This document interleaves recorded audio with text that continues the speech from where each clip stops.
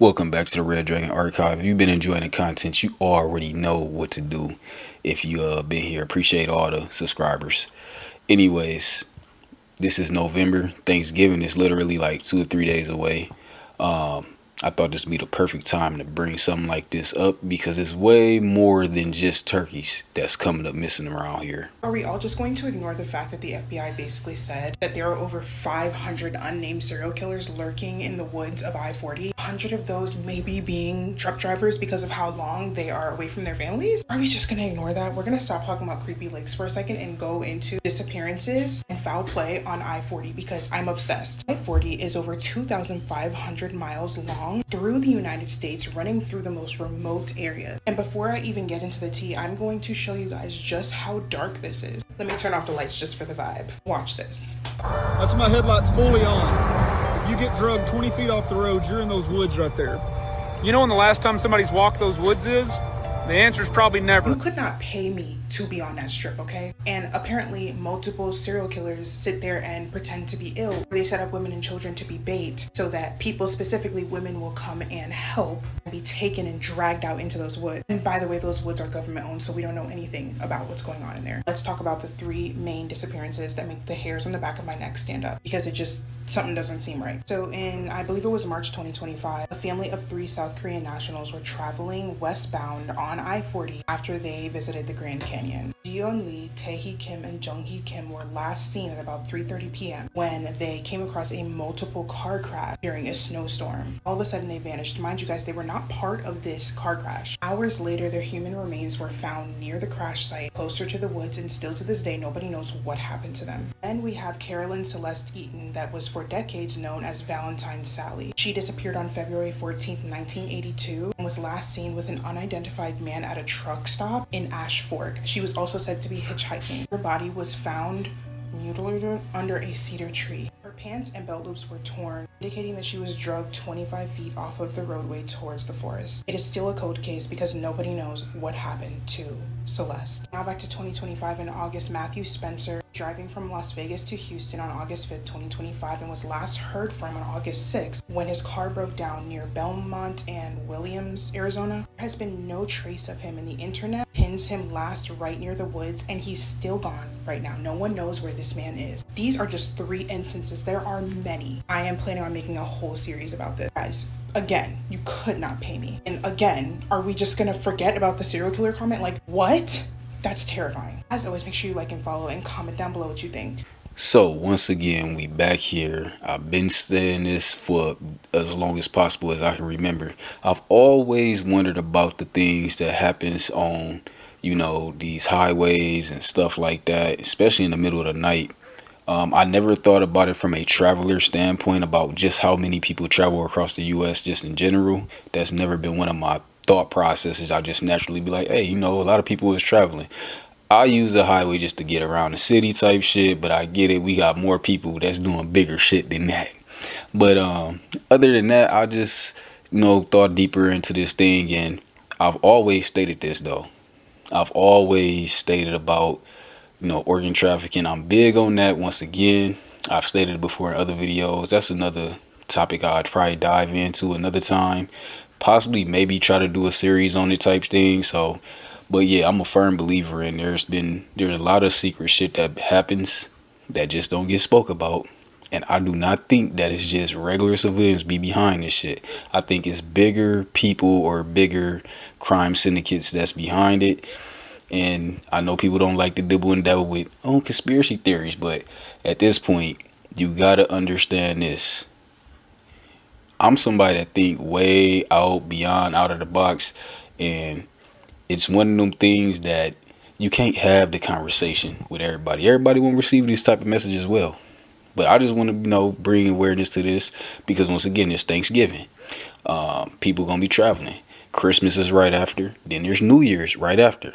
If you think that you just about to be traveling out here middle of the night, on one of these interstate highways or whatever the case may be, I'm not here to tell you to be careful. I shouldn't have to tell nobody to be careful. What I'm pointing out is there are certain things that you should just constantly be aware of. Hopefully, this could be one of them things that pop up on somebody's, For You page as they traveling. That might even put it back in their head, because when people is traveling, usually you thinking of from a fun standpoint, you thinking of your destination, or you traveling with friends, or your spouse, whoever, girlfriend, boyfriend, whoever, you having a good time. You're not really thinking about, hey, it's a car crash right here. Y'all already in good spirits. You willing to help everybody for the most part. And you might want to give a hand or a help. You know what I'm saying? Something like that. I will talk about the people who's going to be like, not me. I'm passing people. We scratching them off the list. Obviously, they going to do that because they're paranoid in general. But not necessarily saying being paranoid in general. Well, I was going to say that probably wouldn't be a bad thing, but I think it actually is, because it would dictate a lot of actions towards people that don't really have, nothing against you.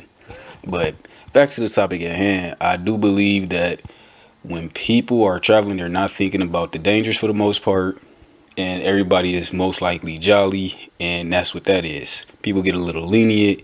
You could, be somewhere and just not be thinking about getting abducted and all that kind of stuff. And I got to speak for the men a lot of times, because one thing you will notice, particularly, especially if it's a woman talking, what I picked up on is they always tell the women and children to be aware, tell the women and children not to get, snatched up, this, that, and the third, where we obviously can see men is getting bodied out here too, man.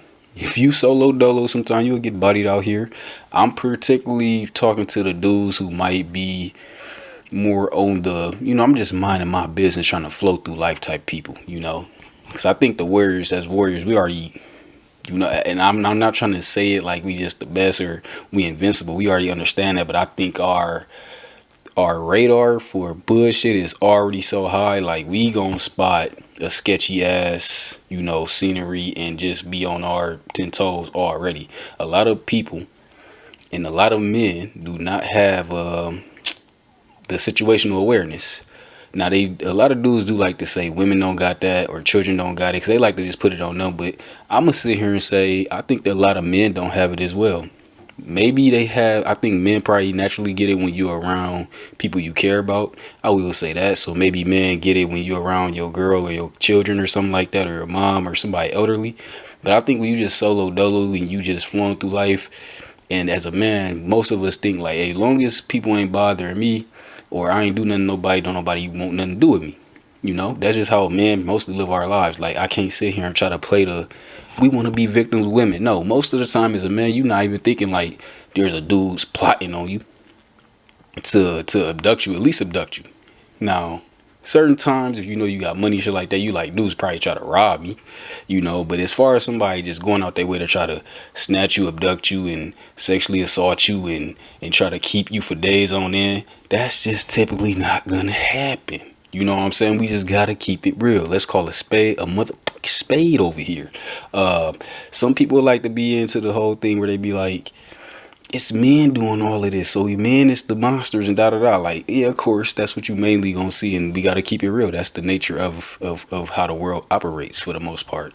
If it's something predatory on a extreme level or a super aggressive level, of course it's gonna be a man. If it's on the physical level, women manipulate a lot, which we'll talk about another time, which is why that's how they get their victims. It's manipulation. There's some type of persuasion type of shit going on to get you somewhere and set you up in this, and she can run that whole shit by herself. No, she do not need the help of a man. We talking about the women that's gonna do the shit they got themselves.